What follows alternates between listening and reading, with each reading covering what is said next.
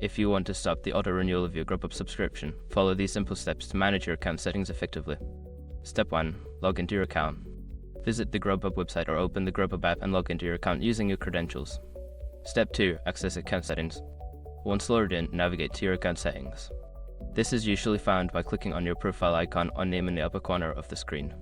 Step 3. Find subscription details.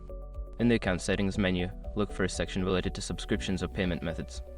Click on it to view your current subscription details. Step 4. Manage auto-renewal. Within the subscription details, locate the option for auto-renewal.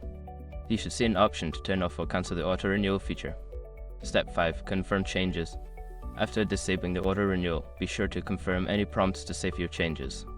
You may receive a confirmation message indicating that auto-renewal has been successfully turned off. By following these steps, you can successfully stop the auto-renewal of your Grubhub subscription. If you have any further questions or need assistance, consider reaching out to Grubhub customer support.